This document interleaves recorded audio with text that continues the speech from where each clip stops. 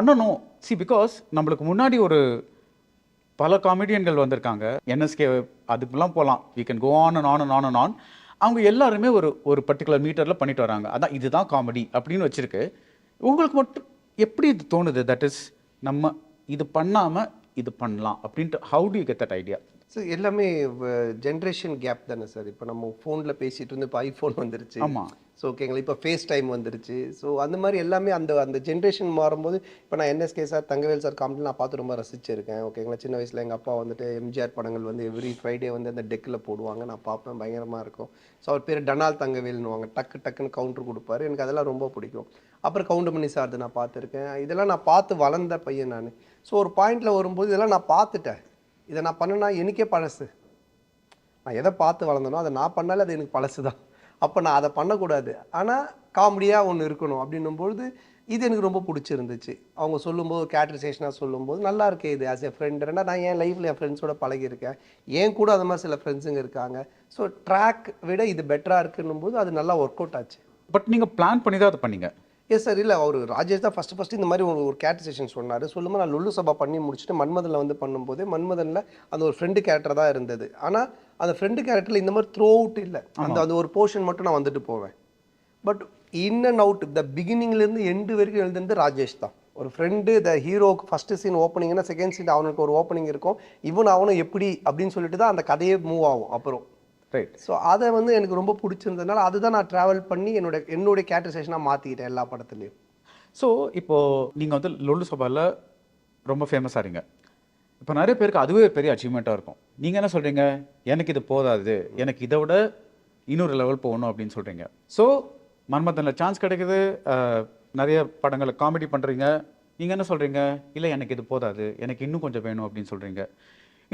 இந்த மாதிரி ஒவ்வொரு வாட்டியும் நம்ம வந்து பிகாஸ் மற்றவங்க என்ன நினைப்பாங்க, ஓ வாவ், இவர் வந்து எஸ்எம்எஸ்ல நடிச்சிருக்காரு, இது பாஸ் என்கிற பாஸ்கரன், இந்த மாதிரி படங்களில் இப்போ எல்லாருமே சந்தானம்காகவே பணம் வர மாதிரி ஆயிடுச்சு நிறைய படங்களில். இப்போ இன்ஃபேக்ட் இந்த வருஷம் வந்து இந்த எம்ஜிஆர் ரிலீஸ் ஆச்சுல்ல.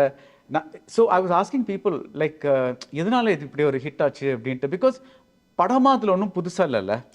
ஸோ இவ்வளோ பழைய படத்தில் லைக் இந்த பொங்கலில் மற்ற படங்களை அப்படியே இது பண்ணிவிட்டு அது மட்டும் எப்படி ஹிட் ஆச்சுன்னு கேட்டப்போ நிறைய பேர் சொன்னாங்க, பீப்புள் மிஸ் காமெடி. ஸ்க்ரீனில் இப்போ காமெடி ரொம்ப குறைஞ்சி போச்சு. இப்போ அந்த சந்தானம் வந்து முழுக்க அந்த அந்த படமே அந்த அந்த அந்த ஒரு அது மீட்டரில் இருக்கும்போது அது ஒரு சேஞ்ச். நீங்கள் சொன்னீங்கல்ல, அதுலேருந்து ஒரு சேஞ்ச் நீங்கள் பண்ணதுக்கு அந்த மாதிரி இது ஒரு சேஞ்ச் அப்படின்னு சொன்னாங்க. ஸோ அந்த மாதிரி அதுவே ஒரு சக்ஸஸில் அதை தாண்டி உங்களுக்கு வந்து ஓகே நம்ம அதை பண்ணியாச்சு. எல்லா ஒரு ஸ்டேஜ்லையும் ஒரு மேபி ஒரு 5 வருஷத்துக்கு ஒரு தடவை சந்தானம் கீப் சேயிங், இது முடிச்சாச்சு இப்போ அடுத்தது, இப்போ இது முடிச்சாச்சு இப்போ அடுத்தது, இப்போ வந்து நம்ம வந்து சோலோ ஹீரோவாக பண்ணணும்.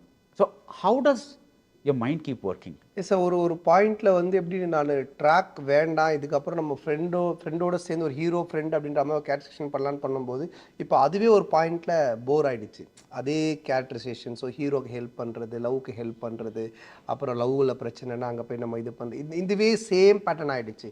ஸோ ஒரு பாயிண்டில் என்னால் வேறு அதை மீறி என்னை ஒன்று காட்ட முடியல, புதுசாக ஒன்று பண்ண முடியல.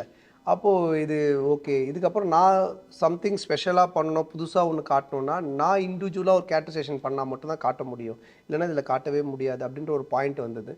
அப்போ கரெக்டாக எனக்கு நம்ம எஸ்எஸ் ராஜமௌழி சார் படம் பண்ணார் சுனிலை வச்சு. அந்த படம் இங்கே வந்து பிவிபி என்னை கேட்டாங்க. சரி, நான் அந்த படம் ட்ரை மரியாதை ராமண்ணா அது நான் ட்ரை பண்ணேன். அது வந்து ஒர்க் அவுட் ஆச்சு. நான் சொல்லுது ஏற்கனவே கன்னடத்து நான் நான் ஒன் ஆஃப் த ஹீரோவாக பண்ணேன். ஆனால் இதில் வந்துட்டு கம்ப்ளீட்டாக நானே மெயின் ஹீரோவாக பண்ணேன். அது ஒர்க் ஆச்சு, நல்லா இருந்தது. அதுக்கப்புறம் நிறைய பேர் கேட்டாங்க. ஸோ அதிலிருந்து அந்த ட்ராக் நான் மாற்றிட்டேன். என்னால் இனி இந்த ஃப்ரெண்ட்ஷிப் கேரக்டரில் புதுசாக பண்ண முடியாதுன்ற ஒரு எனக்கே ஒரு போர் அடிக்க ஆரம்பித்ததுனால நான் அப்படி ஒரு ட்ராக் எடுத்தேன். அதுலேருந்து தான் சார் இந்த ஹீரோ ட்ராக் உள்ளே வந்தது. மற்றபடி அதான் நம்ம பண்ணுறதை கொஞ்சம் இன்ட்ரெஸ்டிங்காக பண்ணோம். இப்போது நிறைய இன்டர்வியூஸ் போனாலும் இப்போ உங்கள் இன்டர்வியூனும் போது கொஞ்சம் நீங்கள் வேறு மாதிரி ஒரு கொஸ்டின்ஸ் கேட்பீங்க, அது வேறு மாதிரி ஒரு ஃப்ளோவில் போகும் அப்படின்னு ஒன்று இருக்குது தெரியுங்களா. இன்டர்வியூ தான், ஆனால் ஒரு சம்திங் ஸ்பெஷல். ஸோ அதுதானே இன்றைக்கி ஆடியன்ஸும் விரும்புகிறாங்க, எல்லாருமே ரசிக்கிறாங்க.